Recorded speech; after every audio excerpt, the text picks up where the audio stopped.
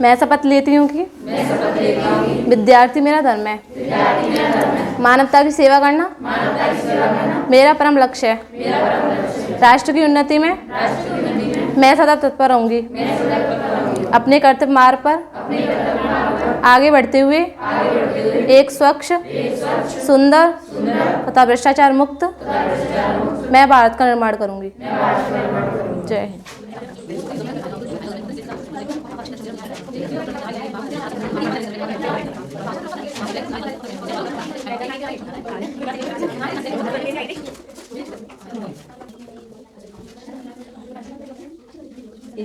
हम लोगों ने कल सरकार के बारे में थोड़ा अध्ययन किया था कि सरकार बेसिकली किसको कहते हैं, सरकार के अंग और जो है उसके कार्य अध्ययन कर लिए थे।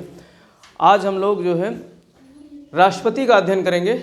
मुख्य रूप से जो संघीय सरकार का ढांचा है, संघीय सरकार के ढांचे में जो सबसे पहला प्रमुख पायदान होता है वो राष्ट्रपति होता है, तो उसका अध्ययन करेंगे। तो इसके अंतर्गत जो है आज हमारा टॉपिक है संघीय सरकार का ढांचा। ये जो है इसको कई पार्ट्स में अध्ययन होगा, जो अनुच्छेद 52 से लेकर 151 तक है, लगभग 100 अनुच्छेद के अंतर्गत है। और भाग किस में है? 5 में है। भाग 6 में क्या है? राज्य सरकारें हैं, राज्य सरकारों के बारे में दिया गया है। तो भाग 5 जो कि अनुच्छेद 52 से लेकर 151 तक है, इसको 4 भागों में बांटा जा सकता है।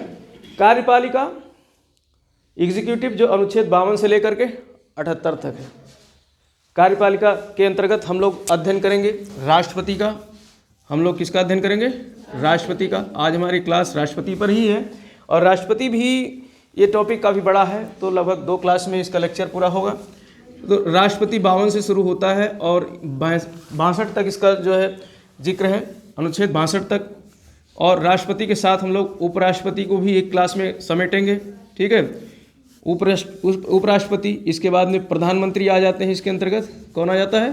प्रधानमंत्री आ जाते हैं। प्रधानमंत्री के साथ प्रधानमंत्री का क्या होता है? मंत्रिमंडल होता है। मंत्रिमंडल का अध्ययन करेंगे।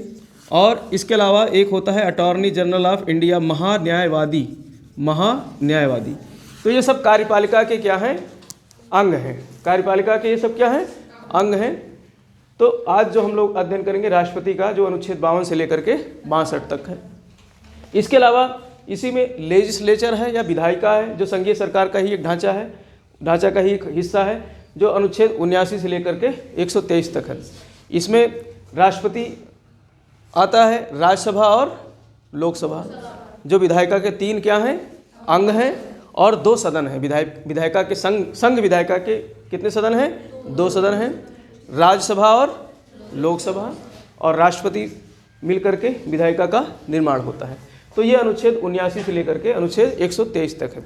विधायिका में भी राष्ट्रपति कुछ कार्य करता है, तो कुछ अनुच्छेद 62 के बाद कुछ अनुच्छेद हैं जो आपके विधायिका में देखने को मिलेंगे। क्योंकि राष्ट्रपति यहाँ भी है तो यहाँ भी अध्ययन होगा। और इसके अलावा न्यायपालिका का अध्ययन करेंगे। न्यायपालिका संघ की बात करें केंद्र में, तो न्यायपालिका का मतलब यहाँ क्या होगा? Supreme court. यहाँ पर क्या होगा? Supreme court. सुप्रीम कोर्ट का हम लोग अध्ययन करेंगे। अनुच्छेद 124 से 147 तक है, ठीक है। सुप्रीम कोर्ट का गठन कैसे हुआ है, सुप्रीम कोर्ट में जो है उसका उनके सदस्यों की नियुक्ति कैसे होती है, जजों की नियुक्ति कैसे होती है, सारी प्रक्रिया इसमें हम लोग अध्ययन करेंगे। और इसके अलावा एक होता है केंद्र सरकार के अंतर्गत ही नियंत्रक और महालेखा परीक्षक, जिसको CAG बोलते हैं, कंट्रोलर ऑडिटर जनरल। जो क्या होता है, जितने कुछ भी मतलब सरकारी लेखा होता है, सरकारी जितने भी आय व्यय से संबंधित कार्य होते हैं कार्यालयों में, तो उनको चेक करता है कौन? लेखा परीक्षक, ठीक। जैसे विद्यालय में भी क्या होता है कि यहाँ पर फीस का ब्यौरा होता है, फीस कितना आया कितना गया, ये सारा चीज़ जो है इसका परीक्षण होता है। तो इस राज्य स्तर पर इसका परीक्षण होता है, ठीक है। ऐसे केंद्र स्तर पर परीक्षण होता है तो कौन करता है? नियंत्रक एवं महालेखा परीक्षक कार्यालय द्वारा होता है, ठीक। तो ये CAG, इसका अध्ययन करेंगे 148 से लेकर के 151 तक। तो ये सारी क्या है? संवैधानिक संस्थाएं हैं। ये सब क्या है? संवैधानिक संस्थाएं हैं, ठीक। तो आज जो हमारा टॉपिक है राष्ट्रपति का अध्ययन करेंगे, जो अनुच्छेद 52 से लेकर के अनुच्छेद 62 तक अध्ययन करेंगे, ठीक। तो अनुच्छेद 52 से लेकर 55 तक तो आज की क्लास में हम लोग अध्ययन करेंगे, ठीक। उसके बाद में 56, 57, 58, 59, 60, 61, 62 अगली क्लास में होगा। तो आज मुख्य रूप से हम लोग अध्ययन करेंगे कि राष्ट्रपति का निर्वाचन कैसे होता है, यहाँ से बहुत प्रश्न आते हैं, राष्ट्रपति का निर्वाचन किस प्रकार होता है, तो वो अध्ययन करेंगे। तो अनुच्छेद 52 की अगर बात करें तो अनुच्छेद 52 क्या कहता है? अनुच्छेद 52 कहता है कि भारत में एक पद होगा राष्ट्रपति का। किसका पद होगा? राष्ट्रपति का। तो राष्ट्रपति पद की बात लिखी हुई है अनुच्छेद 52 में कि भारत में एक व्यक्ति होगा जो राष्ट्रपति होगा, और ये पद होगा जिसको संविधान ने सृजित किया है। किसने सृजित किया है? संविधान ने। अर्थात बगैर राष्ट्रपति के भारत का संचालन नहीं किया जाएगा। राष्ट्रपति का पद अनिवार्य है, होगा ही होगा, राष्ट्रपति भारत का होगा ही। और ये क्या होगा? संवैधानिक प्रमुख होगा। ये क्या होगा? संवैधानिक प्रमुख होगा। संवैधानिक प्रमुख का मतलब होता है कि जो है संवैधानिक शक्तियाँ सब इसके हाथ में होंगी, लेकिन ये सिर्फ क्या होगा? रबर स्टाम्प होगा। ये सिर्फ रबर स्टाम्प होगा। वास्तविक शक्ति किसके पास होगी? प्रधानमंत्री के पास में। वास्तविक शक्ति किसके पास होगी? प्रधानमंत्री। तो ये संवैधानिक प्रमुख होगा। और चूंकि संविधान ने बताया है कि जो है एक व्यक्ति होगा, राष्ट्रपति होगा और संवैधानिक मुखिया है, इसलिए इसको कहा गया है कि भारत का प्रथम नागरिक होगा।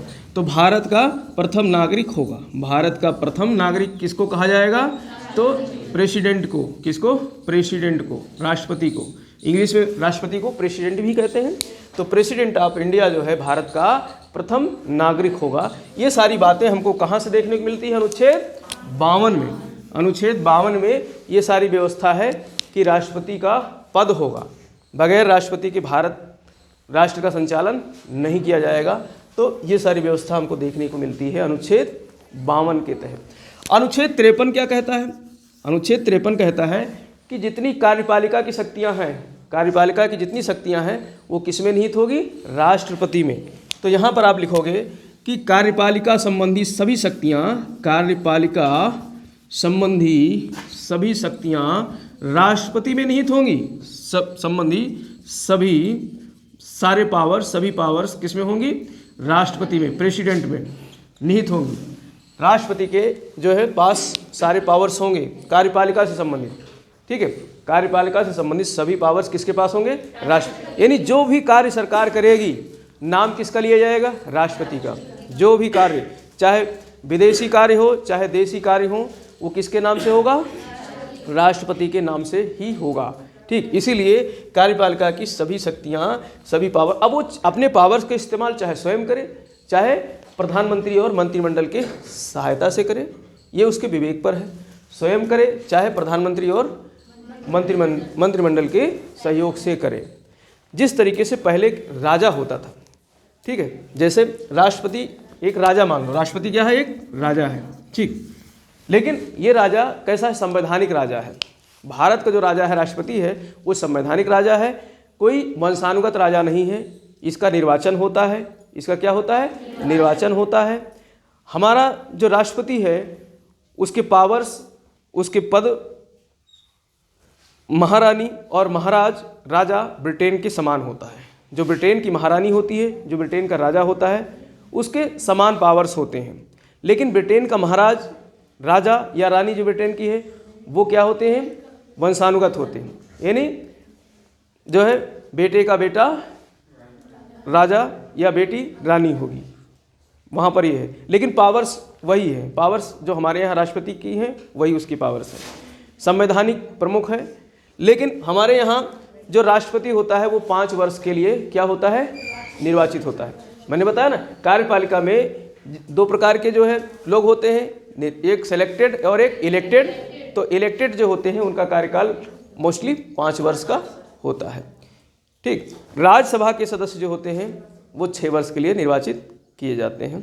ठीक, बाकी जो है लोकसभा के और राष्ट्रपति ये सब 5 वर्ष के लिए निर्वाचित होते हैं। तो जो है हमारे यहाँ जहाँ राजा की बात करें तो जो राजा होता है, अब राजा के पास सारी शक्तियाँ हुआ करती थी पहले, कि नहीं होती थी? उसके पास विधायिका की भी शक्ति होती थी, उसके पास कार्यपालिका की भी शक्ति होती थी, उसके पास न्यायपालिका की भी शक्ति होती थी। और कोई परीक्षण करने वाला भी नहीं होता था कि कोई दूसरा आकर के उसका ब्यौरा मांगेगा, दिखाओ भैया तुमने राज्य में जो है क्या क्या किया है, सारा आय व्यय और सारा ब्यौरा दिखाओ। तो ये भी कोई करने वाला नहीं। तो राजा ही सब कुछ होता था उस समय।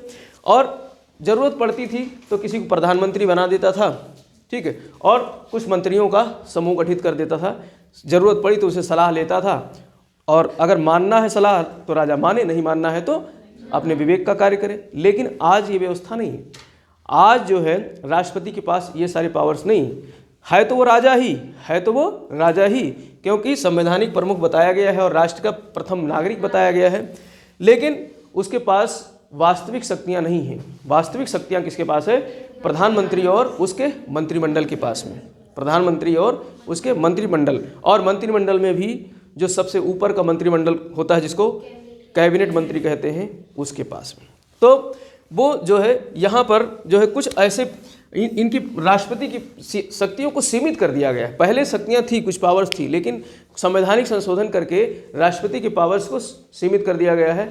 बस उनको जो है कुछ चीज़ों में ही जो है पावर्स हैं, बाकी चीज़ों में वो अपने पावर्स का इस्तेमाल सिर्फ दिखाने के लिए होता है, कर नहीं सकते हैं। करेंगे तो जो है मजबूर होना पड़ेगा किसके? मंत्रिमंडल और प्रधानमंत्री के जो है प्रेशर में, क्योंकि इनके पास पावर्स, अथाह पावर्स हैं जो अपने कार्यों को करवा सकते हैं राष्ट्रपति की सहायता से। तो इसलिए अनुच्छेद 53 क्या कहता है कि कार्यपालिका से संबंधित सभी पावर्स किसके पास होंगे? प्रेसिडेंट के पास होंगे। लेकिन ये सिर्फ दिखाई दे रहा है, यहाँ पर लिखा हुआ दिख रहा है, और वास्तव में ऐसा नहीं है। इनके नाम से सारे कार्य होंगे, जो भी कार्य होंगे उसमें सिग्नेचर लास्ट में कौन करेगा? राष्ट्रपति करेगा। इसलिए कहा जाएगा कि राष्ट्रपति के नाम से सारे कार्य किए जाएंगे, जो अनुच्छेद 53 में हमको देखने को मिलता है। अब अनुच्छेद 54 और 55 ये दो बहुत महत्वपूर्ण अनुच्छेद हैं, यहाँ से प्रश्न ज़्यादा बनते हैं। ठीक, तो इसी को हम लोग डिटेल में अध्ययन करते हैं। अनुच्छेद 54 कहता है कि भारत का राष्ट्रपति निर्वाचित होगा। भारत का राष्ट्रपति क्या होगा? निर्वाचित होगा। ठीक है, मैंने बताया, पहले ही बताया कि भारत का राष्ट्रपति निर्वाचित होता है। इसीलिए जो है भारत एक गणतांत्रिक लोकतंत्रात्मक देश है। गणतंत्र भी है और लोकतंत्र भी है। ठीक, तो भारत का राष्ट्रपति जो है वो क्या होगा? अनुच्छेद 24 कहता है निर्वाचित होगा। क्या होगा? निर्वाचित होगा। और निर्वाचित होगा तो कैसे होगा, मतलब किससे होगा? तो निर्वाचित होने के लिए एक निर्वाचक मंडल होगा। कौन होगा? निर्वाचक मंडल। निर्वाचक मंडल के सदस्य जो है निर्वाचित करेंगे। निर्वाचक मंडल के सदस्य जो है इलेक्टोरल कॉलेज बोलते हैं, अंग्रेजी में क्या बोलते हैं? Electoral college. ठीक है, रहलाई कॉलेज नहीं, कौन सा कॉलेज? Electoral college. तो इलेक्टोरल कॉलेज के मेंबर्स मिलकर के राष्ट्रपति का क्या करेंगे?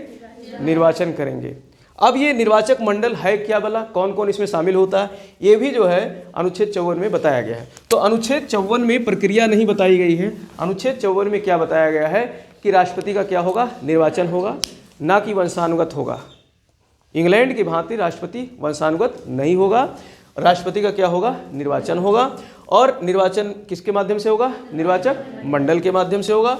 और निर्वाचक मंडल जिसको इलेक्टोरल कॉलेज बोलते हैं, इसमें दो प्रकार के सदस्य शामिल होंगे। इसमें दो प्रकार के सदस्य शामिल होंगे। एक तो आपका संघ में सांसद होते हैं, संघ में सांसद होते हैं, ये शामिल होंगे। और सांसद भी कौन से? जो स्वयं निर्वाचित होकर आए हैं, जो स्वयं क्या है? निर्वाचित होकर आए हैं, स्वयं निर्वाचित। भाई सांसद दो प्रकार के होते हैं, एक होते हैं निर्वाचित और एक होते हैं मनोनीत। एक कौन होते हैं? निर्वाचित और मनोनीत। और सांसद कहाँ बैठते हैं? राज्यसभा में भी होते हैं और लोकसभा में भी होते हैं, लोकसभा में भी होते हैं। ठीक, अब राज्यसभा में 233 तो निर्वाचित होते हैं, 233 क्या होते हैं? निर्वाचित होते हैं। और 12 जो है मनोनीत होते हैं। 12 क्या होते हैं? मनोनीत होते हैं। तो इसमें कहा गया है कि निर्वाचक मंडल में कौन शामिल होगा? सिर्फ निर्वाचित सदस्य। कौन शामिल होगा? निर्वाचित। निर्वाचित मतलब हम लोग जो वोट डालते हैं, जिनको हम जिता कर भेजते हैं कहाँ? संसद में। लेकिन जो है मनोनीत सदस्य नहीं शामिल होंगे उसमें। कौन शामिल नहीं होगा? मनोनीत।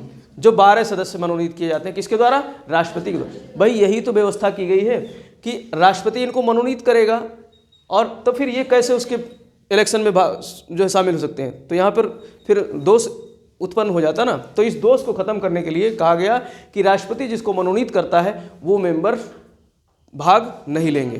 तो प्रश्न कई बार पूछा जाता है, यहाँ लोग कन्फ्यूज रहते हैं। तो जो है राज्यसभा हो या लोकसभा हो, इनके जो सदस्य होंगे सिर्फ वही वोट दे सकते हैं जो क्या होंगे? निर्वाचित होंगे।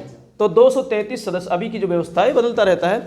अभी राज्यसभा में 245 सीटें हैं, 245 में 12 सीट कैसी हैं, मनोनीत की जाती हैं राष्ट्रपति द्वारा। कौन कौन से लोग होते हैं, कला, साहित्य, खेल, इन क्षेत्रों से होते हैं ना, तो इनको 12 क्षेत्रों से मनोनीत किया जाता है, तो वो नहीं भाग लेंगे, बल्कि जो है निर्वाचित। और लोकसभा में जो है 545 सीटें हैं इस समय। 545 में जो है किसकी है, एंग्लो इंडियन की थी, अब ख़त्म कर दिया गया है। वैसे एंग्लो इंडियन का मतलब क्या होता है, ऐसे भारतीय, आपने सुना होगा, जब मैं शायद क्या पढ़ा रहा था, हिस्ट्री पढ़ा रहा था, हिस्ट्री में पुर्तगाली पढ़ा रहा था, तो पुर्तगाली में मैंने पढ़ाया था कि एक ऐसा गवर्नर था जिसने कहा था कि भारतीय महिलाओं से शादी करो। अल्बुकर्क ने अपने अधिकारियों से, अपने जो है व्यापारियों से कहा कि तुम लोग भारतीय महिलाओं से क्या करो, शादी करो, जिससे कि जो जनसंख्या आने वाली जो जनसंख्या होगी वो पुर्तगाली बनेंगी, हमारी सोच की होंगी। तो अब ऐसे सिर्फ पुर्तगाली ही थोड़े नहीं करके गए थे, यहाँ तो 200-250 वर्षों तक यूरोपियंस का राज्य रहा है, ठीक है। तो वो लोग रहे यहाँ पर और यहाँ के हिंदुस्तानी महिलाओं से क्या किया, शादी किया। तो उनसे उत्पन्न जो संतानें थी वो भारत में ही बस गई। 1947 में देश आज़ाद हो गया और अंग्रेज़ तो ससुरे कभी किसी के नहीं हुए, बेशक यहाँ शादी कर ली हो, जब आज़ाद हुआ तो लेके अपनी टठिया और लोटिया सब लेके भाग गए सब, फिर इंग्लैंड चले गए। तो जो उनके बच्चे थे वो यहीं रह गए, तो उन बच्चों के साथ नाइंसाफ़ी ना हो सके, इसलिए भारतीय संविधान ने व्यवस्था कर दी कि जो है कम से कम 2 सदस्य इनके लोकसभा में बैठाए जाएंगे। अगर देखा जाएगा कि इनका प्रतिनिधित्व नहीं है, लेकिन 2 सीट रिजर्व कर दिया गया, किसके लिए, एंग्लो इंडियंस के लिए। तो एंग्लो इंडियंस कौन हुए समझ गए, एंग्लो इंडियंस ये लोग हो गए। तो एंग्लो इंडियंस के लिए 2 सीट रिजर्व कर दिया गया, कहाँ, लोकसभा में। तो 545 में से 200 निकाल दोगे तो कितने बचेंगे, 2 निकाल दोगे तो 543। और 543 क्या होते हैं, निर्वाचित होते हैं। 543 क्या होते हैं, निर्वाचित होते हैं। तो 543 ये निर्वाचित, और राष्ट्रपति के निर्वाचन में कौन भाग लेंगे, 543 सदस्य भाग लेंगे इसमें से, लोकसभा से, और 233। अब इनको जोड़ोगे तो कितने आ जाएंगे, 776 तो 776 सांसद जो है किसके निर्वाचन में भाग लेंगे, राष्ट्रपति के। जो ये सब क्या है, निर्वाचित है, जो स्वयं क्या है, निर्वाचित है, मनोनीत नहीं किए गए। इसी प्रकार से राज्यों की विधानसभाओं में विधायक भाग लेंगे, विधानसभाओं के, विधान परिषदों के नहीं, किसके, विधानसभाओं के। विधान परिषदें अभी सिर्फ जो है कुछ ही राज्यों में हैं, जब हम लोग पढ़ेंगे तो सब वहाँ आगे चर्चा करेंगे, राज्य जब पढ़ेंगे तो 6 राज्यों में अभी विधान परिषदें हैं। तो अगर मान लो विधान परिषद को भी भाग लेने का मौका दे दिया जाए, विधान परिषद के सदस्यों को भी, तो यहाँ पर उन राज्यों के लिए नाइंसाफ़ी होगी जिन राज्यों के पास विधान परिषदें नहीं हैं। इसीलिए संविधान निर्माताओं ने कहा कि सिर्फ कौन भाग लेगा, विधानसभा के सदस्य। कौन भाग लेंगे, विधानसभा के सदस्य। तो विधानसभा के सदस्य को क्या बोलते हैं, विधायक बोलते हैं। तो विधायक भाग लेंगे, एमएलए कहते हैं, हम शॉर्ट में लिख सकते हैं, member of legislative assembly, MLA, और इसको बोलते हैं एमपी, मेंबर ऑफ पार्लियामेंट, ठीक।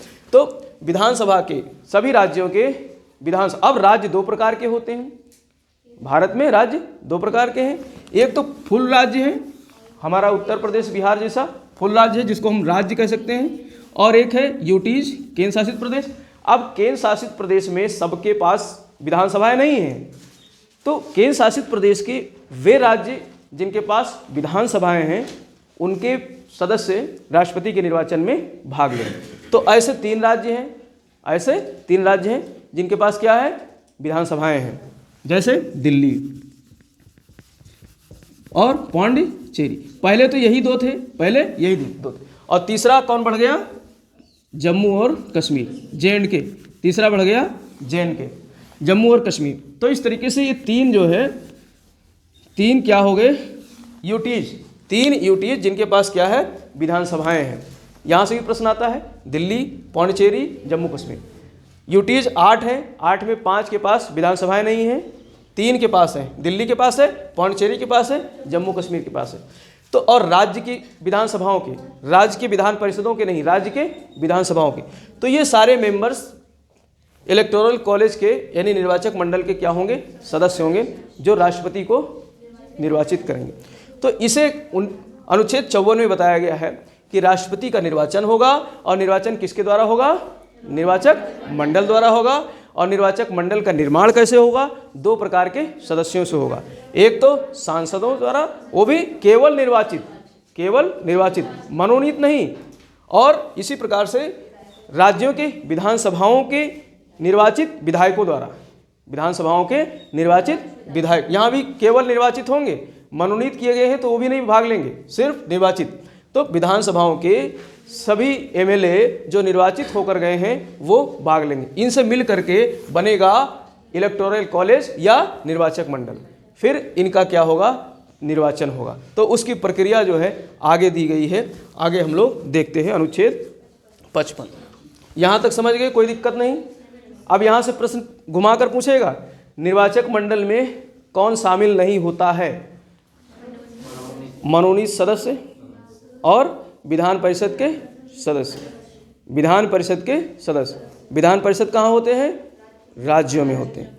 तो विधान परिषद के सदस्य और मनोनीत सदस्य, चाहे वो राज्य के मनोनीत सदस्य हों, चाहे वो संघ के मनोनीत सदस्य हों, यानी चाहे वो विधानसभा के मनोनीत सदस्य हों, चाहे वो जो है राज्यसभा या लोकसभा के मनोनीत सदस्य हों, वो भाग नहीं लेंगे। मनोनीत, ठीक, सिर्फ निर्वाचित सदस्य भाग लेंगे। बस यही चीज़ याद रखना है। अब अनुच्छेद 55 हम लोग देखते हैं।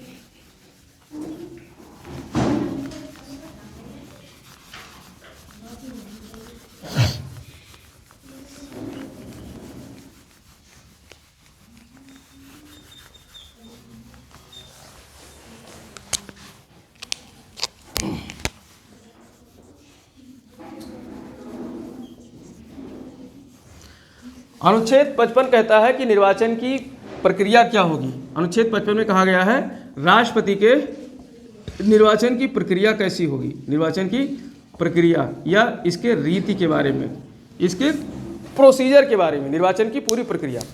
54 में तो ये बता दिया गया है कि कौन निर्वाचित करेगा, कौन निर्वाचित करेगा। और 55 में ये बताया गया है कि राष्ट्रपति के निर्वाचन की क्या प्रक्रिया है। तो इस प्रक्रिया को समझने के लिए 3-4 बातें हैं, उसको समझना होगा। राष्ट्रपति का जो निर्वाचन होगा वो अप्रत्यक्ष होगा। कैसा होगा? अप्रत्यक्ष होगा। भाई जो अभी हमने इलेक्टोरल कॉलेज बनाया है उसमें तुम लोगों का नाम है क्या? नहीं है। तुम लोग मतलब जनता का नाम नहीं है ना। तो जब हम डायरेक्ट नहीं चुन रहे हैं तो चुनाव कैसा होगा? अप्रत्यक्ष होगा। हमारे द्वारा चुने हुए लोग उनको चुनेंगे, यानी जो है सेकंड पार्टी चुनेंगी। सांसद सेकंड पार्टी होगी, फर्स्ट पार्टी तो जनता है भाई। फर्स्ट पार्टी कौन है? जनता है, जिसने सांसदों को, विधायकों को चुना है, ठीक। तो वो फर्स्ट पार्टी हो गई। और हमारे द्वारा चुने हुए यानी हमारे जूठन जा करके चुनेंगे किसको? राष्ट्रपति को। तो वो सेकंड पार्टी हो गई। इसीलिए सेकंड पार्टी ही, इसीलिए क्या कहते हैं? अप्रत्यक्ष निर्वाचन होगा। तो निर्वाचन कैसा होगा? अप्रत्यक्ष निर्वाचन होगा। तो अप्रत्यक्ष को हमको लगता है इसको और तो ज़्यादा समझाने की जरूरत नहीं है। तो निर्वाचन कैसा होगा राष्ट्रपति का? अप्रत्यक्ष। तो कभी कभी प्रश्न आ जाता है राष्ट्रपति का निर्वाचन किस प्रकार से होता है, प्रत्यक्ष होता है या अप्रत्यक्ष होता है? तो अप्रत्यक्ष होता है, जो है डायरेक्ट नहीं होता है, इनडायरेक्ट होता है, परोक्ष होता है। अप्रत्यक्ष के लिए एक शब्द आता है परोक्ष। परोक्ष, परोस नहीं, परोक्ष यानी खाना परोसना, वो छोड़े नहीं, परोक्ष, ठीक। तो अप्रत्यक्ष या परोक्ष। और मतदान गुप्त होगा। मतदान कैसा होगा? गुप्त होगा। गुप्त होना चाहिए। गुप्त मतलब किसी विधायक ने, किसी सांसद ने किसको वोट दिया है, किस राष्ट्रपति बनने के लिए, ये प्रक्रिया पता नहीं चलनी चाहिए। नहीं तो बाद में पता चलेगा राष्ट्रपति बन जाएगा, कहेगा देखोगे बेटा तुमने हमें वोट नहीं दिया था, ठीक। तो इसलिए मतदान क्या होता है? गोपनीय होता है, गुप्त होता है, पता नहीं चलता है, छिपा करके बैलेट से वोट डाल दिया जाता है। और इसके लिए 2 प्रक्रिया अपनाई गई है। राष्ट्रपति निर्वाचन के लिए 2 प्रक्रिया अपनाई गई है। आनुपातिक प्रतिनिधित्व प्रणाली, आनुपातिक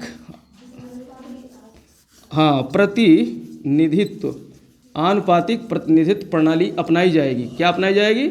आनुपातिक प्रतिनिधित्व प्रणाली अपनाई जाएगी। और एकल संक्रमणीय मत, एकल संक्रमणीय, अभी इसको समझाएंगे, बस खाली नाम नोट कर लो। एकल संक्रमणीय मत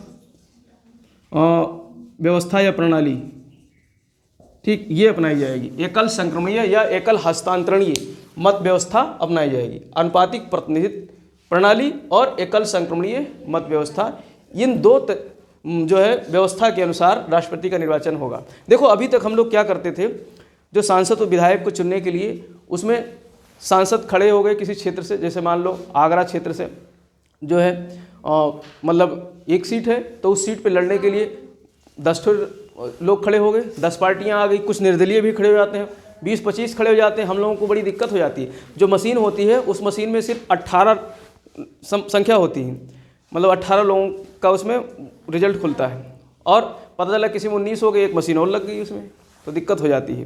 तो इसमें जो है कि कोई भी चुनाव लड़ सकता है, जो अभी मतलब सांसद और विधायक की बात कर रहे हैं। नई पार्टी से टिकट मिल रहा है तो निर्दलीय खड़े हो जाओ, निर्दलीय लड़ जाओगे।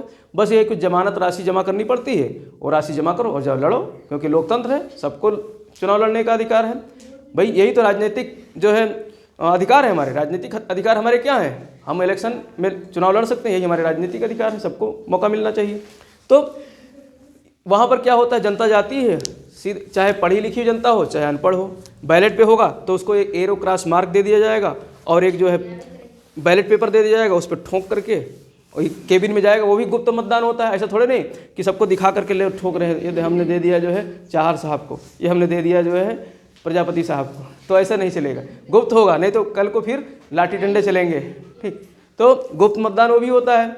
तो वहाँ पर क्या होता है, मतलब जो जिसको वोट ज़्यादा मिल गए वही क्या हो जाता है, जीत जाता है। चाहे एक वोट से ज़्यादा अंतर हो जाए, चाहे 10 वोट से, चाहे हज़ारों वोट से, चाहे लाखों वोट से, एक वोट भी ज़्यादा पा गया तो जीत जाएगा। लेकिन वहाँ पर बड़ी नाइंसाफ़ी होती है। मान लो पब्लिक है 500 कहीं चुनने के लिए, और वहाँ पे 5 लोग खड़े हो गए लड़ने वाले, और जो है मान लो 100 4 लोगों को मिल गया, और एक को मतलब एक कम कर लो, एक को 99 मिल गया और एक को 101 मिल गया। ठीक है, 3 को तो 100 मिल गए और एक को 99 मिल गया, एक को कितना मिल गया, 101। तो कौन जीतेगा, 101 वाला। लेकिन यहाँ पब्लिक तो सबको बराबर चाह रही थी, 5 को तो बराबर चाह रही थी भाई, सब में बराबर बराबर वोट बच गए, लगभग एक को खाली 99 गए थे। तो यहाँ पर नाइंसाफ़ी हो गई। नाइंसाफ़ी ऐसे हो गई कि चेहरे तो सबके लिए मतलब लगभग जो पहचान थी समाज में सबकी लगभग बराबर थी, लेकिन जीत कौन गया, सिर्फ एक वोट से ज़्यादा जीतने वाला वही जीत गया। तो इस व्यवस्था को दूर करने के लिए, सुधारने के लिए आनुपातिक प्रतिनिधित्व और एकल संक्रमणीय मत व्यवस्था लगाई गई है। एकल संक्रमणीय मत व्यवस्था, अभी इसको चार्ट से हम लोग समझेंगे किस तरीके से ये व्यवस्था होती है। तो पहले हम लोग समझते हैं आनुपातिक प्रतिनिधित्व प्रणाली क्या है। ये दो तो समझ गए, अप्रत्यक्ष निर्वाचन और गुप्त निर्वाचन होगा, अप्रत्यक्ष निर्वाचन और गुप्त निर्वाचन होगा। अब हम लोग समझते हैं आनुपातिक प्रतिनिधित्व व्यवस्था क्या है। ये सब अनुच्छेद 55 में है। किसमें है, अनुच्छेद 55 में। आनुपातिक, क्या लिखे थे, आनुपातिक प्रतिनिधित्व प्रणाली। ठीक है, आनुपातिक प्रतिनिधित्व प्रणाली। इसमें क्या होता है कि हमने बताया था इलेक्टोरल कॉलेज में 2 तरीके के लोग हैं। इलेक्टोरल कॉलेज में 2 तरीके के लोग हैं। एक तो राज्यों के क्या हैं, विधायक हैं, राज्यों के विधायक हैं, एमएलए हैं, और एक क्या है, सांसद है। एक कौन है, सांसद है, एमपी है। ठीक है, तो अब इन लोगों की व्यवस्था, भाई सांसद और विधायक, यहाँ पर ये नहीं होता है कि एक विधायक का या एक सांसद का एक वोट डाल दिया तो उसका एक माना जाएगा, ऐसा नहीं है। भाई सांसद है, उसने ज़्यादा जनसंख्या का प्रतिनिधित्व किया है, उसने ज़्यादा जनसंख्या का प्रतिनिधित्व किया है तब जाके सांसद बना है। उसका क्षेत्र बड़ा होता है तो उसका मत मूल्य भी ज़्यादा होगा, उसका मत मूल्य भी ज़्यादा होगा। तो यहाँ पर हाँ, मत मूल्य निकाला जाता है। यहाँ पर जनसंख्या के आधार पर क्या निकाला जाता है, मत मूल्य। अब विधायकों के साथ भी यही होता है, जिस राज्य की जनसंख्या ज़्यादा है वहाँ के विधायक का मत मूल्य अधिक होगा, वहाँ के विधायक का मत मूल्य अधिक होगा। तो प्रश्न कभी कभी पूछ लिया जाएगा कि किस राज्य के विधायक का मत मूल्य ज़्यादा होगा, तो किस राज्य के विधायक का, उत्तर प्रदेश। उत्तर प्रदेश की जनसंख्या ज़्यादा है, उत्तर प्रदेश की जनसंख्या। लेकिन अगर इस तरीके से व्यवस्था की गई है तो ये प्रक्रिया सभी राज्यों के लिए समान होगी, सभी राज्यों के लिए समान। यानी विधायकों के मत मूल्य को निकालने की प्रक्रिया जो अपनाई जाएगी वो सभी राज्यों के लिए एक समान अपनाई जाएगी। तो कैसे, देखो, जो मत मूल्य निकालने की व्यवस्था होगी, मत मूल्य जो निकालने की व्यवस्था अपनाई जाएगी वो समान प्रक्रिया द्वारा अपनाई जाएगी। कैसी, समान प्रक्रिया सभी राज्यों के लिए। जो 28 राज्य हैं और 8 3 केंद्र शासित प्रदेश के विधानसभाओं के विधायक हैं उन सबके मत मूल्यों को निकाला जाएगा एक प्रक्रिया द्वारा।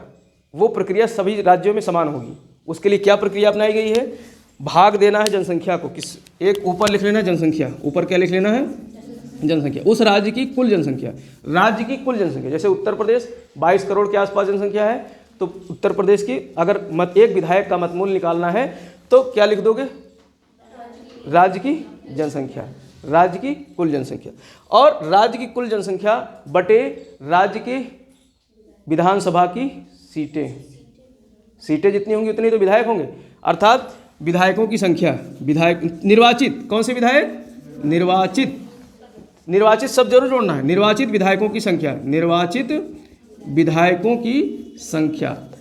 लेकिन अब इससे अगर भाग दोगे तो बड़ी नंबर ज़्यादा बड़ा हो जाएगा। जनसंख्या 22 करोड़ है और विधायक हैं 403। उत्तर प्रदेश की अगर बात करें तो उत्तर प्रदेश में निर्वाचित विधायक कितने हैं? 403। अब 403 से भाग दोगे 22 करोड़ को तो नंबर बहुत ज़्यादा आ जाएंगे। इसलिए इस नंबर को कम करने के लिए फिर से दोबारा जो संख्या आएगी उसको 1000 से भाग देना होगा।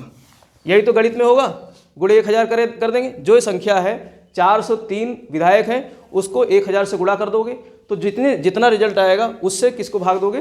कुल जनसंख्या को, कुल जनसंख्या को। ये समझ गए? गणित का सिंपल फार्मूला है कि जो जितनी जनसंख्या होगी उस जनसंख्या को विधायकों की संख्या से भाग देनी है, लेकिन भाग दे करके जो आए उसको फिर से 1000 से भाग देना है, क्योंकि नंबर को छोटा करना है। नंबर को क्या करना है? छोटा करना है। अब ये रीत सभी राज्यों के लिए समान होगी, ये रीत सभी राज्यों के लिए समान होगी। इसीलिए इसको प्रक्रिया कहा गया है समान प्रक्रिया। इसीलिए इसको क्या कहा गया है? समान प्रक्रिया। ठीक, तो उत्तर प्रदेश का अगर आंकड़ा गणना करोगे तो एक विधायक का जो मत मूल्य आता है वो आता है लगभग 208। वो आता है कितना? लगभग 208। एक विधायक का जो मत मूल्य है शायद इतना ही आता है। हाँ, एक उत्तर प्रदेश का, मैं सभी राज्यों का यहाँ नहीं निकाल रहा हूँ, सिर्फ यूपी का बता रहा हूँ। यूपी का अगर ये आप करोगे इतना कैलकुलेशन तो ये इतना आ जाएगा। तो उत्तर प्रदेश के एक जो है विधायक का मत मूल्य कितना आएगा? 208। और उत्तर प्रदेश में निर्वाचित विधायक कितने हैं? 403। तो 403 से 208 को गुणा कर दोगे, जितना नंबर आएगा वो क्या हो जाएगा? उत्तर प्रदेश के सभी विधायकों का मत मूल्य हो जाएगा। उत्तर प्रदेश के सभी विधायकों का मत मूल्य। अब यहाँ पर सबसे छोटा राज्य कौन सा है जनसंख्या में? सिक्किम। जनसंख्या में, क्षेत्रफल में तो गोवा है, लेकिन यहाँ जनसंख्या देखा जा रहा है तो जनसंख्या में सबसे छोटा कौन सा है? सिक्किम। तो सिक्किम राज्य का सबसे जो मत मूल्य होता है एक विधायक का सबसे कम होता है। वहाँ पर विधायकों की संख्या है, विधानसभा की सीटों की संख्या जो निर्वाचित है वो 32 है, और वहाँ के एक विधायक का जो मत मूल्य है वो 7 होता है। यहाँ देखो 208 है, यहाँ 7 है। 208 और 7 कितना अंतर आ गया? तो यहाँ का यूपी का, इसीलिए यूपी पे बहुत ध्यान रहता है सरकारी मशीनरी का कि यहाँ अगर राष्ट्रपति बनना है तो उत्तर प्रदेश के विधायकों को जो है उनको कन्विंस करना होगा, क्योंकि उनके मत मूल्य ज़्यादा हैं, पावरफुल हैं उनको। तो सिक्किम सबसे कम मत मूल्य वाला राज्य है। सिक्किम सबसे, ये इसलिए अधिकतम और सबसे कम बता दिया है, अगर पूछा जाएगा एग्जाम में तो ये ध्यान रखना।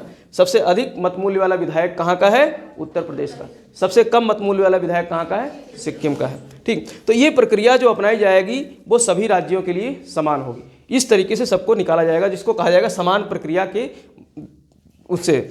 अब यहाँ पर सांसदों के लिए क्या किया गया है कि सांसद में यहाँ पर अब ये सबको हम निकाल लेंगे, सारे जो है सारे राज्यों का इसी तरीके से गुणा करके भाग दे करके जनसंख्या को, और ये गुणा करके विधायकों की संख्या और उससे 1000 को गुणा कर देंगे, फिर जनसंख्या से क्या कर देंगे? जनसंख्या को भाग दे देंगे। तो सभी राज्यों का हमको क्या निकल आएगा? सभी राज्यों के विधायकों के एक विधायक का मतमूल्य निकल आएगा। फिर वहाँ जितने निर्वाचित विधायक हैं, सीट है जितने निर्वाचन की, उससे क्या कर देंगे? गुणा कर देंगे। फिर जब सब जोड़ेंगे तो सब जोड़ करके जो संख्या आएगी वो आएगी लगभग 54, 32, 31, यानी 54 कितना? 5,43,231। सबका मतमूल्य अगर जोड़ेंगे विधायकों का, सबका मतमूल्य जोड़ेंगे तो कितना आएगा? 5,43,231।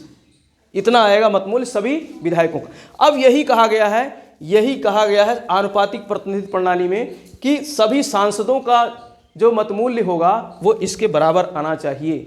5,43,231 के बराबर आना चाहिए सांसदों के, सभी सांसदों का मतमूल्य।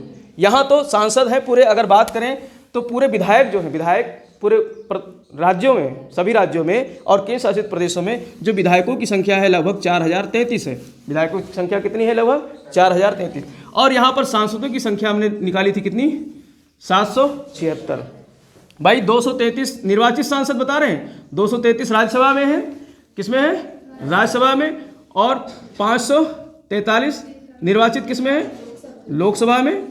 एलएस लिख सकते हैं, लोकसभा में 543 लोकसभा में, और 233 जोड़ोगे तो कितना आएगा? 776।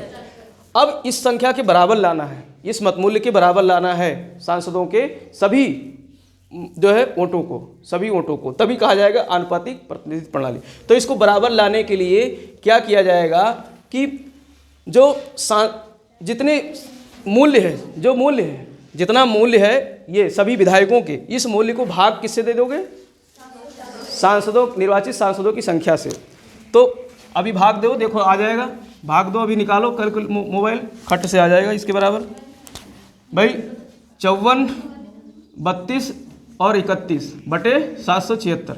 ठीक, अब देखो यहाँ पर जो है ये कहा गया एक सांसद का मूल्य, एक एमपी का मूल्य कितना आएगा?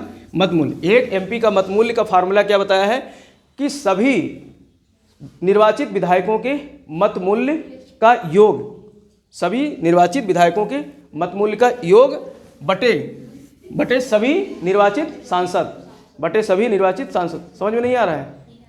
नहीं आ रहा है? चलो फिर से समझ। थोड़ा सा गणित है, गणित इतना भी कठिन गणित नहीं है भाई। ये फार्मूला, पहले फार्मूला समझो। यहाँ का फार्मूला समझ में आ गया था कि नहीं? ये वाला फार्मूला एक विधायक के मत मूल्य को निकालने का फार्मूला समझ में आया था कि नहीं? एक विधायक के मत मूल्य को निकालने के लिए क्या किया गया था? कुल जनसंख्या, राज्य की कुल जनसंख्या को वहाँ के विधायकों, निर्वाचित विधायकों की संख्या से क्या कर देना है? भाग दे देना है। और उस संख्या को कम करने के लिए 1000 से फिर से क्या कर देना है? भाग दे देना है। गुणा नहीं करना है, भाग देना है। गुणा करोगे तो संख्या बढ़ जाएगी, भाग देने से संख्या कम होगी ना।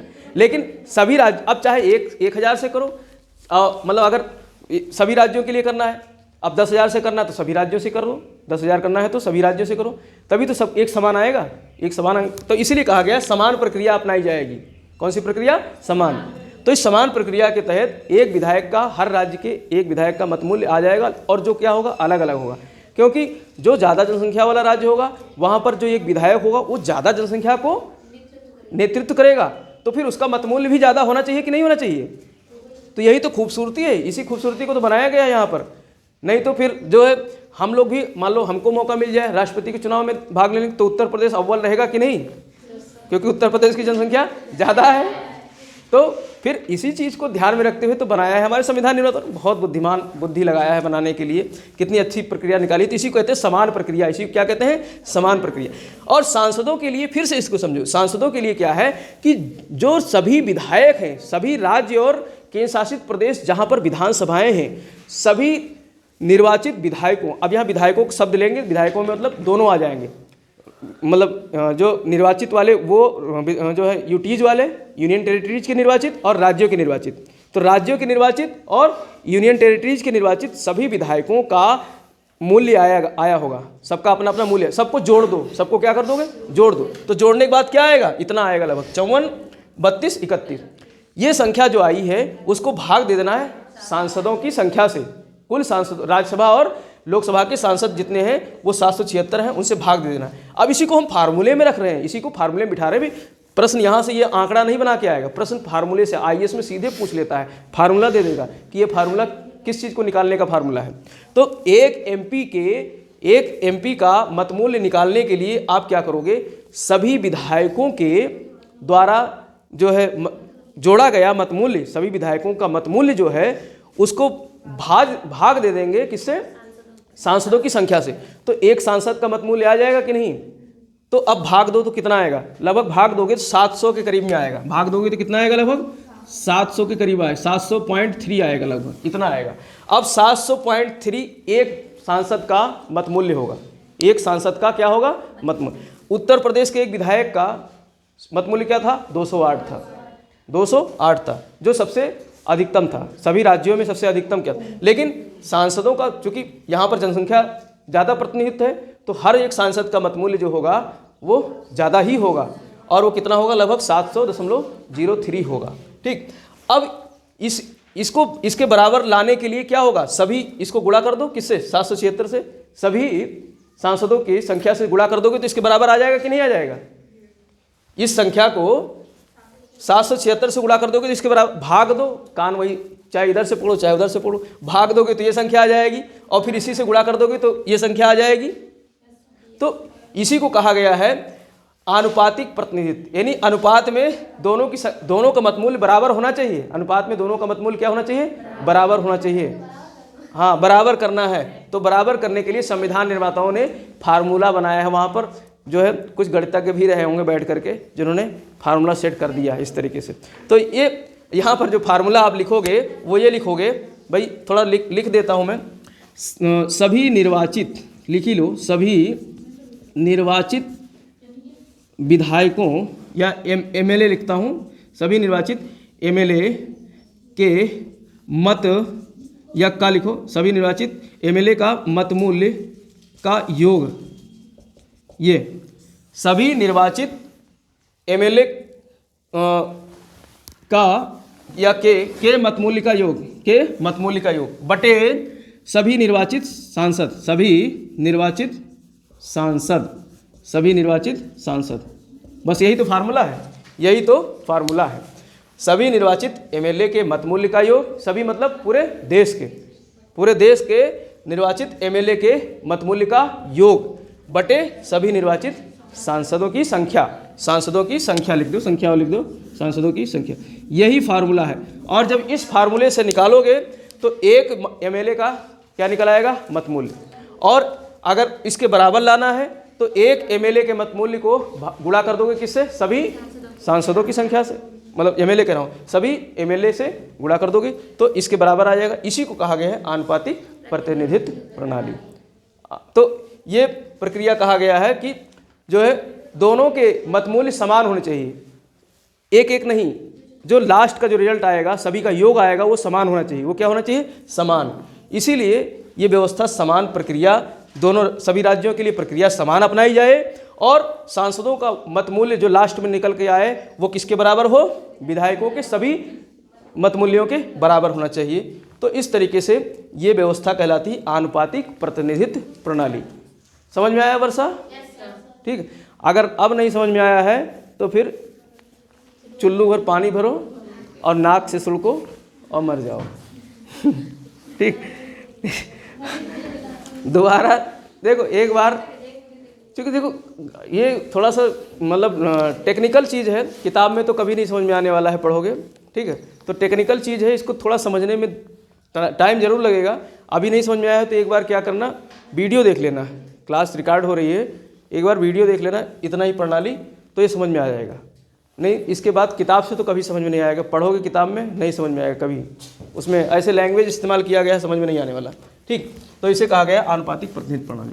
और ये व्यवस्था कहाँ पर है, अनुच्छेद 55 में। कहाँ पर है, अनुच्छेद 55। अब दूसरी चीज़ क्या है, एकल संक्रमणीय मत प्रणाली, एकल संक्रमणीय, ये तो आनुपातिक प्रतिनिधित्व हो गया। अब है एकल संक्रमणीय, एकल संक्रमणीय, या इसको हस्तांतरणीय भी बोलते हैं, हस्तांतरणीय, संक्रमणीय या हस्तांतरणीय मत प्रणाली बोलते हैं। ठीक है, अब ये कौन सी बला है, इस बला को समझने के लिए आप कुछ उदाहरण से समझो।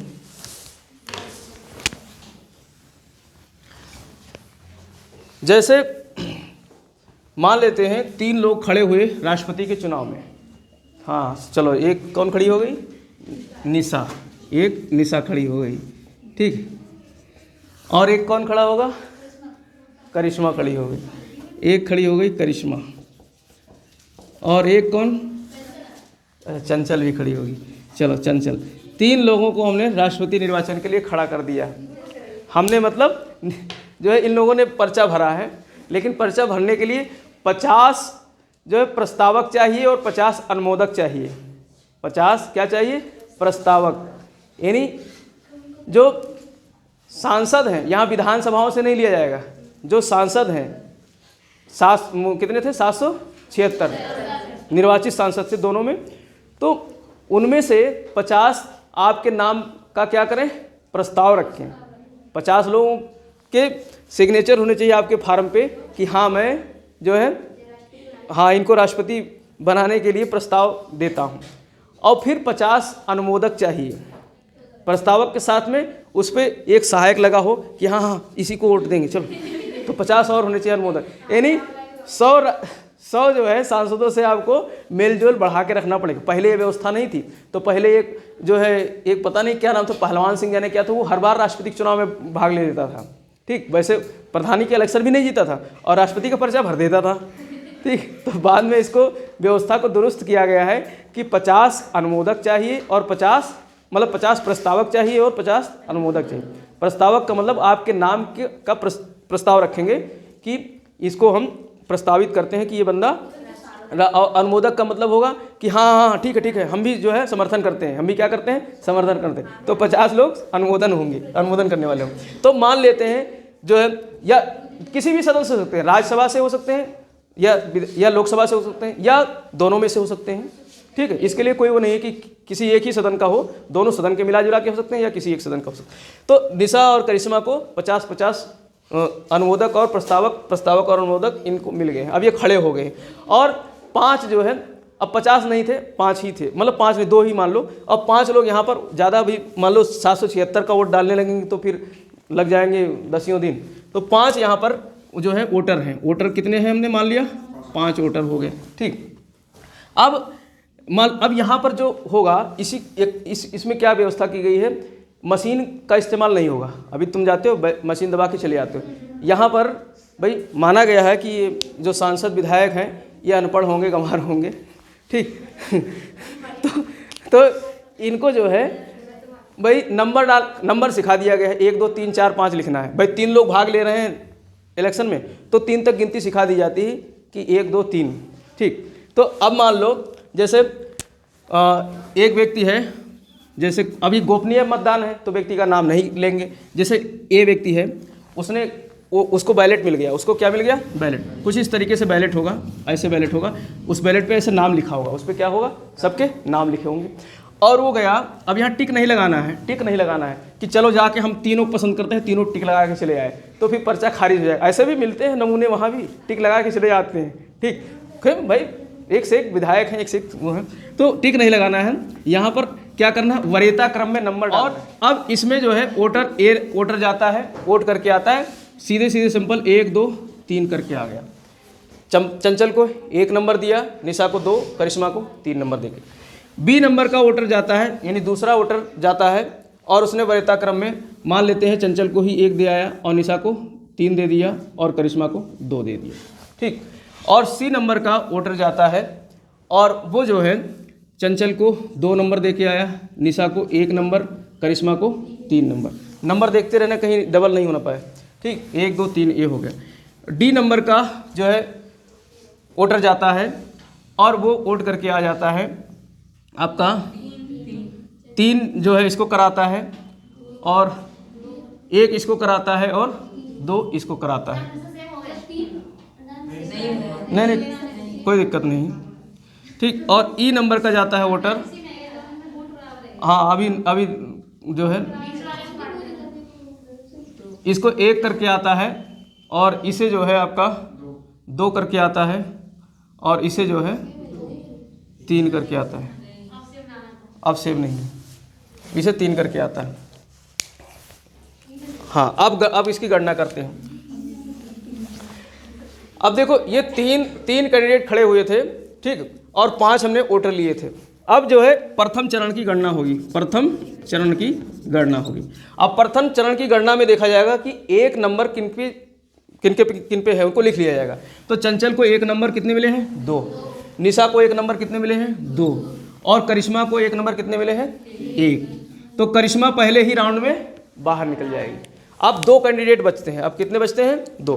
तो गणना होगी दूसरे चरण की गणना होगी और दूसरे चरण की गणना में अब नंबर 2 देखा जाएगा। नंबर 2 चंचल को कितना मिला है, 1, और निशा को कितना मिला है, 2, निशा को 2। तो दूसरे चरण में ही कौन जीत गई, निशा। तो निशा विजयी हो गई। निशा आप क्या बन गई? राष्ट्रपति। निशा क्या बन गई? राष्ट्रपति। जो पहले चरण में निकली थी वो कहाँ चली गई? उसके वोट कहाँ चले गए? चंचलो निशा में। इसी को कहा गया एकल हस्तांतरणीय, यानी इनके वरीयता के वोट किस में आ गए? चंचलो निशा में। दूसरे और तीसरे नंबर के वरीयता के वोट किस में आ गए? इन दो कैंडिडेट्स में। इसी को कहा गया एकल संक्रमणीय हस्तांतरणीय प्रणाली। अब ये व्यवस्था अगर किसी सांसद और विधायक के निर्वाचन में लागू की जाए तो बहुत कठिन समस्या हो जाएगी, क्योंकि राज्य बहुत हैं, राज्यों की जनसंख्या बहुत है, ठीक, और वहाँ जा करके और फिर मतदाता हमारा पढ़ा लिखा नहीं है, वो जाएगा तो सबको एक एक नंबर दे के चला आएगा, कहेगा सब हमारे लिए बढ़िया है, सबको दे दो एक एक नंबर, तो उसका वोट क्या हो जाएगा? बेकार।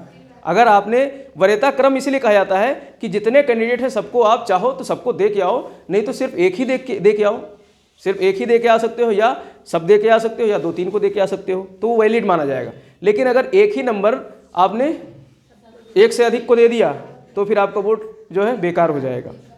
तो इसी को क्या कहा जाता है? एकल संक्रमणीय या हस्तांतरणीय मत प्रणाली।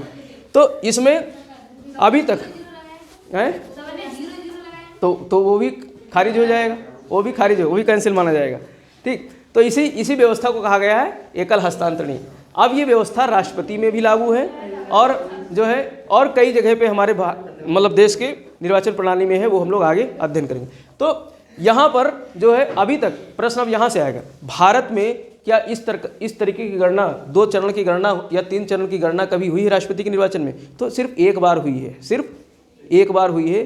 जो भारत के चौथे राष्ट्रपति थे वीवी गिरी, ध्यान रखना, नोट कर लो, भारत के चौथे राष्ट्रपति वीवी गिरी जो है पहले चरण के गणना में नहीं जीत पाए थे, तो दूसरे चरण की गणना करनी पड़ी थी और दूसरे चरण की गणना में वीवी गिरी विजयी हुए थे, ठीक है। तो ये नाम आपको याद रखना है। अभी तक भारत के राष्ट्रपति चुनाव में अभी तक सारे, केवल वीवी गिरी को छोड़ करके सारे प्रथम चरण में ही रिजल्ट डिक्लेयर हो गए थे और दूसरे चरण में वीवी गिरी ही जीत करके आए थे। भाई पहले चरण में जो इनके समकक्ष रहा होगा उसके वोट बराबर रहे होंगे, ठीक। तो इसी को एकल संक्रमणीय या एकल हस्तांतरणीय मत प्रणाली कहते हैं। और यहाँ पर राष्ट्रपति और उपराष्ट्रपति निर्वाचन अधिनियम 1952 2 जगह इसका जिक्र किया गया है। एक तो अनुच्छेद 55 में कि प्रक्रिया क्या होगी, अनुच्छेद 55 में, और एक प्रक्रिया दिया गया है अधिनियम में, राष्ट्रपति और उपराष्ट्रपति निर्वाचन अधिनियम 1952। तो 2 जगह इसकी प्रक्रिया पता चलती है। 55 के साथ साथ में राष्ट्रपति और उपराष्ट्रपति निर्वाचन अधिनियम, कौन सा अधिनियम? निर्वाचन अधिनियम 1952, ठीक। तो 2 जगह ये व्यवस्था देखने को मिलती है।